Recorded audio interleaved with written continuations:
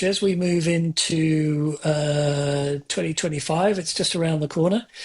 So maybe it's a great time to ask you, as everyone's putting out their predictions, right, for Hmm. 2025.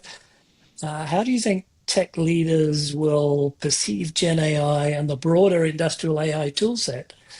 Will they be excited about the opportunities it offers next year, or do you think that they're going to be more cautious due to some of the limitations and security challenges, and maybe the some of the disillusionment maybe that they may experienced this year?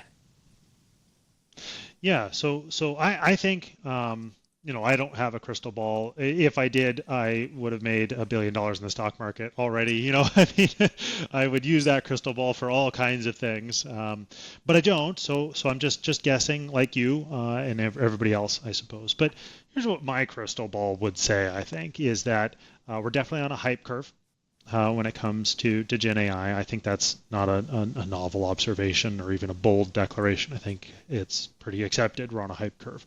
The the thing is for me, I don't think it's all hype. I think there's a big kernel here. So, you know, the hype curve will wane. I think some of the contributions to that waning is that a lot of companies are just adding in a slapdash fashion Gen AI chatbots, very, very surface level to their applications. They're not well integrated. I think that probably some of the security concerns around just AI in general will come out a little bit more, and deep fakes and advanced phishing and digital spoofing and all that stuff will make the news more and sour a little bit of the rosy, maybe overly optimistic image that AI has. And so we'll see a shift on that front, more zero trust security models and things. But I do think that AI fueled innovations like Gen UI will continue to mature, and they'll help Gen AI embed itself in a more durable and useful way in our tools and our lives.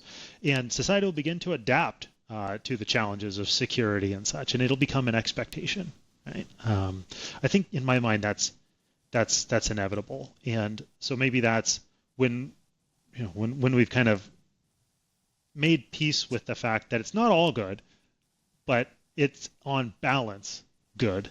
That I think is what I foresee for 2025 and maybe the year after that. It's an amazing technology. I do think it has legs.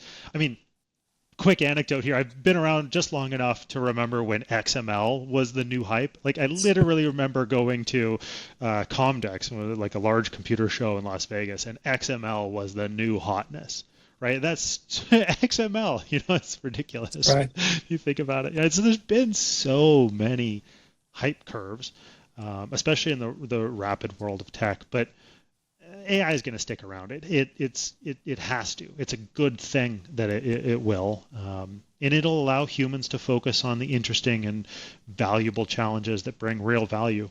Free us from the mundane.